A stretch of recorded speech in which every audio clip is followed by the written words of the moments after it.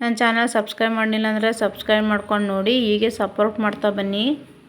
Hi, welcome to my channel. ಇವತ್ತಿನ recipe egg rice ಮಾಡೋಣ ಅಂದ್ಬಿಟ್ಟು ತೊಗೊಂಡಿದ್ದೀನಿ. ಬನ್ನಿ, ಅದಕ್ಕೆ ಏನೇನು ಬೇಕು. ಇಲ್ಲಿ ಕೊತ್ತಂಬರಿ ಸೊಪ್ಪು, ಒಂದು ಈರುಳ್ಳಿ, 2 ಖಾರದ ಮೆಣಸಿಕಾಯಿ ಮತ್ತು ದಪ್ಪ ಮೆಣಸಿಕಾಯಿ 2, ಕ್ಯಾರೆಟ್ ಒಂದು 3-4 ತೊಗೊಂಡಿದ್ದೀನಿ, ಕೋಸು ಅರ್ಧ ತೊಗೊಂಡಿದ್ದೀನಿ ನಾನು, ಮತ್ತು garam masala, chilli powder, pepper powder, ಧನಿಯಾ ಪೌಡ್ರು ತೊಗೊಂಡಿದ್ದೀನಿ, 2 ಮೊಟ್ಟೆ ಕೂಡ ತೊಗೊಂಡಿದ್ದೀನಿ. ಇಲ್ಲಿ ಒಂದು 2-3 ಸ್ಪೂನ್ ಆಗೋಷ್ಟು ಎಣ್ಣೆ ಹಾಕೋತಾ ಇದ್ದೀನಿ ಒಗ್ಗರಣೆಗೆ. ನಾನು ನೀವು ಎಷ್ಟು ಬೇಕೋ ಅಷ್ಟು ಹಾಕೋಬೋದು. ಮತ್ತು ಒಂದು ಈರುಳ್ಳಿ ಕಟ್ ಮಾಡಿ ಇಟ್ಕೊಂಡಿದ್ನಲ್ಲ, ಅದನ್ನು ಕೂಡ ಆ್ಯಡ್ ಮಾಡ್ಕೊಂಡಿದ್ದೀನಿ. ಅದಕ್ಕೆ ಒಂದು ಸ್ವಲ್ಪ ಕರಿಬೇವು ಹಾಕೋತಾ ಇದ್ದೀನಿ. ಚೆನ್ನಾಗಿ ಫ್ರೈ ಮಾಡ್ಕೋಬೇಕು. ಇದನ್ನು ಬ್ರೌನ್ ಬರೋ ತನಕ ಫ್ರೈ ಮಾಡ್ಕೊಳ್ಳಿ.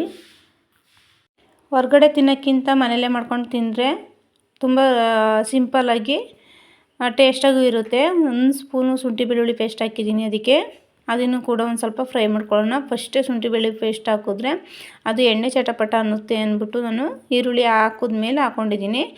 2 ಖಾರದ ಮೆಣಸಿಕಾಯಿ ಮತ್ತು ಕ್ಯಾರೆಟು ಅದನ್ನು ಕೂಡ ಹಾಕ್ಕೊಂಡು ಅದನ್ನೂ ಚೆನ್ನಾಗಿ ಫ್ರೈ ಮಾಡ್ಕೊತಾ ಇದ್ದೀನಿ. ಇಲ್ಲಿ ನೋಡಿ, ನೋಡ್ತಾ ಇರ್ಬೋದು ನೀವು ನೀಟಾಗಿ ಯಾವ ಥರ ಫ್ರೈ ಮಾಡ್ಕೊತಾ ಇದ್ದೀನಿ ಅಂತ. ಇದು ಅರ್ಧ ಫ್ರೈ ಆಗೈತೆ. ಅದಕ್ಕೆ ನಾನು ಲಾಸ್ಟಲ್ಲಿ ಕೋಸು ಹಾಕೋತಾ ಇದ್ದೀನಿ. ಕೋಸೇನೋ ಒಂದು ಸ್ವಲ್ಪ ಫ್ರೈ ಮಾಡಿಕೊಂಡ್ರೆ ಸಾಕು, ಜಾಸ್ತಿ ಏನು ಫ್ರೈ ಮಾಡೋಕ್ಕೆ ಹೋಗ್ಬಾರ್ದು.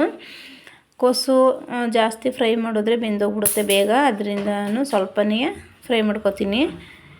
ಒಂದು 2-3 ನಿಮಿಷ ಫ್ರೈ ಮಾಡ್ಕೋಬೇಕು. ಇದನ್ನು ನೋಡಿ, ಫ್ರೈ ಆಗೈತೆ. ಇವಾಗ ನೀಟಾಗಿ ಫ್ರೈ ಮಾಡ್ಕೋಬೇಕು. ಈ ಥರ ಬ್ರೌನ್ ಕಲರ್ ಬರೋ ತನಕನೂ ಫ್ರೈ ಮಾಡ್ಕೋಬೋದು. ನಾನು ಒಂದು ಮೀಡಿಯಮಲ್ಲಿ ಮಾಡ್ಕೊಂಡಿದ್ದೀನಿ. ಅದು ಜಾಸ್ತಿ ಬ್ರೌನ್ ಕಲರ್ ಬಂದುಬಿಟ್ರೆ ಚೆನ್ನಾಗಿರಲ್ಲ ಟೇಸ್ಟು ಅಂತ. ಈಗ ಇದಕ್ಕೆ ನಾನು ದಪ್ಪ ಮೆಣಸಿಕಾಯಿ ಹಾಕೋತಾ ಇದ್ದೀನಿ.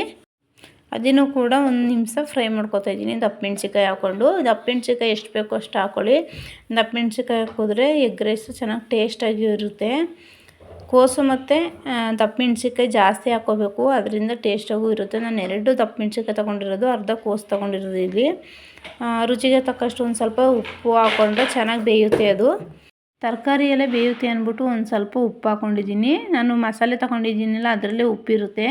ಎಗ್ ರೈಸ್ ಮಸಾಲೆ ತೊಗೊಂಡಿದ್ದೀನಿ ನೋಡಿ. ಇಲ್ಲಿ ಅದನ್ನು ಒಂದು ಅರ್ಧ ಕಪ್ ಹಾಕ್ಕೊಂಡಿದ್ದೀನಿ. ಮತ್ತು ಜೀರಿಗೆ ಪೌಡ್ರು, ಮೆಣಸು ಪೌಡ್ರು, ಮತ್ತು ಚಿಲ್ಲಿ ಪೌಡರ್, ಧನಿಯಾ ಪೌಡರ್ ಅದನ್ನೂ ಕೂಡ ನಾನು ಸಪ್ರೇಟ್ ಹಾಕ್ಕೊಂಡಿದ್ದೀನಿ. ಒಂದು ಸ್ವಲ್ಪನ ಚೆನ್ನಾಗಿ ಮಿಕ್ಸ್ ಮಾಡ್ಕೋಬೇಕು.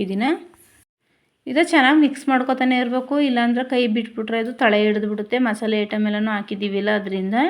ಇದಕ್ಕೆ ನಾನು 2 ಮೊಟ್ಟೆ ತೊಗೊಂಡಿದ್ದೀನಿ. 2 ಮೊಟ್ಟೆ ಹಾಕ್ಕೊಂಡಿದ್ದೀನಿ. ನೀವು 3 ಆದರೂ ಹಾಕೋಬೋದು, ಇಲ್ಲ 4 ಆದರೂ ಹಾಕೋಬೋದು. ನಾನು 2 ಕೂಡ ಹಾಕ್ಕೊಂಡಿರೋದು. ಇಲ್ಲಿ ಅದನ್ನು ಚೆನ್ನಾಗಿ ಮಿಕ್ಸ್ ಮಾಡಿಕೊಂಡು ಫ್ರೈ ಮಾಡ್ಕೊತಾ ಇದ್ದೀನಿ ಮೊಟ್ಟೆನೂ ಕೂಡ.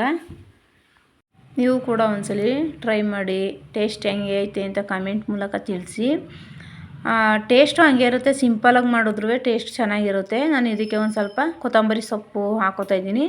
ಅದನ್ನು ಕೂಡ ಮಿಕ್ಸ್ ಮಾಡ್ಕೊತೀನಿ. ನಾನು ಲಾಸ್ಟಲ್ಲಿ ಹಾಕೋಬೋದು, ಲಾಸ್ಟಲ್ಲಿ ಹಾಕೊಳ್ಳಲ್ಲ. ನಾನು ರೈಸೆಲ್ಲ ಮಿಕ್ಸ್ ಮಾಡಿದ್ಮೇಲೆ ಲಾಸ್ಟಲ್ಲಿ ಕೊತ್ತಂಬರಿ ಸೊಪ್ಪು ಆ್ಯಡ್ ಮಾಡ್ಬೋದು. ನಾನು ಇವಾಗ ಫಸ್ಟೇ ಆ್ಯಡ್ ಮಾಡ್ಕೊಂಡಿದ್ದೀನಿ. ಅದನ್ನೊಂದು ಸ್ವಲ್ಪ ಮಿಕ್ಸ್ ಮಾಡ್ಕೊಂಡು ನಾನು ರೈಸ್ ಆರೋಕ್ಕಿಟ್ಟಿದ್ದೆ.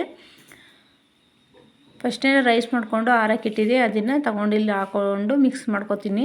ಹೊರಗಡೆ ಎಲ್ಲ ತಿನ್ನೋದ ಬರೀ ಮನೆಯಲ್ಲೇ ಕ್ಯಾರೆಟ್ ಇದ್ದೇ ಇರುತ್ತೆ, ಮತ್ತು ದಪ್ಪ ಮೆಣಸಿಕಾಯಿ ಮಸಾಲೆಗಳು ಮನೆಯಲ್ಲೇ ಐಟಮ್ ಇರುತ್ತೆ. ಅದರಲ್ಲೇ ಕೂಡ ಮಾಡ್ಕೊಂಡು ನೋಡಿ. ಬೇಕಾದ್ರೆ ಹೊರಗಡೆ ಅಷ್ಟೊಂದು ದುಡ್ಡು ಕೊಟ್ಬಿಟ್ಟು ಕೆಮಿಕಲ್ ಹಾಕಿರ್ತಾರೆ, ಅದೆಲ್ಲ ತಿನ್ನೋದಕ್ಕಿಂತ ಮನೆಯಲ್ಲೇ ತಿಂದರೆ ಬೆಸ್ಟ್ ಅಲ್ವಾ. ಅದರಿಂದ ನಾನು ಮನೆಯಲ್ಲೇ ಮಾಡಿ ಕೊಡ್ತೀನಿ ಮಕ್ಳುಗಳಿಗೆ. ಈಗ ನೋಡಿ, ಎಲ್ಲ ಮಿಕ್ಸ್ ಮಾಡ್ಕೊಂಡಿದ್ದೀನಿ. ಕಲರು ಕೂಡ ಚೆನ್ನಾಗಿ ಕಾಣಿಸ್ತೈತೆ. ಇವತ್ತಿನ ರೆಸಿಪಿ ಇಷ್ಟ ಆಗಿದ್ದಲ್ಲಿ ಸಬ್ಸ್ಕ್ರೈಬ್ ಮಾಡಿ, ಶೇರ್ ಮಾಡಿ, ಕಮೆಂಟ್ ಮಾಡಿ. Bye friends, thank you.